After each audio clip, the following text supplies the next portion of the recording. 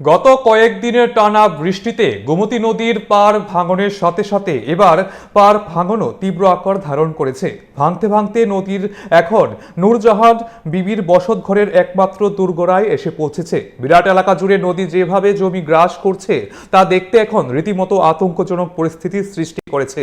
যে কোনো মুহূর্তে পুরো ঘর নদী গর্ভে তলিয়ে যাওয়ার আশঙ্কা দেখা দিয়েছে।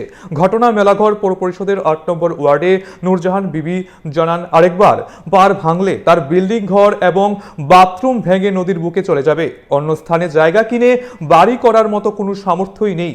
তার স্বামী অসুস্থ এবং শয্যাশায়ী, তিনিও হার্টের রোগী।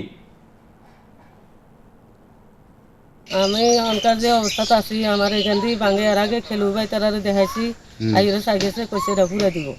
ঘুরে দিছে না, এবার অনকা তো ভাঙতে আছে আমার তেমন রাস্তা নাই বলে এই জায়গাটা যাই আমি মাথা গুজাম।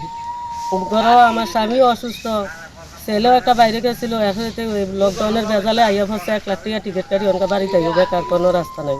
গাঙ্গে ভাঙ্গা নিতে আছে অনকা আমার আর একটা ভাঙ্গা দিলে আমার বাথরুমও ফিরে যাবো, আমার বিল্ডিং ঘরটাও ফিরে যাবো। বিল্ডিং ঘরটা আমার সরকারে দিছে। ওনকার মধ্যে আমি বাংলা যাই আদে এখানে আশ্রয় লই আমার এই রাস্তাটা নাই। ওনকা আমি সরকারের কাছে এটা আমার আবৃত্তি যেমন হোক আমার এই জায়গাটা কদূর পরিবর্তন করে দিব, কদূর এই জায়গাটা ফুরাই দিব। আমার বাড়িটা যেমনি থাকি আমার তো অক্ষণ আমার এই জায়গাটা না ফুরাইলে আমার বাড়ির ঘরটা বিল্ডিং ঘরটা ফুরে যাবো, আমার আর রাস্তা নেই থাউনে। আমার আর রাস্তা নাই, আমিও অসুস্থ, হার্টের অপারেশন হই না, 3বার ফ্যাটের অপারেশন হই না, আমি কোনো ফাতাম না একটা পরিশ্রমে কাজ করো না।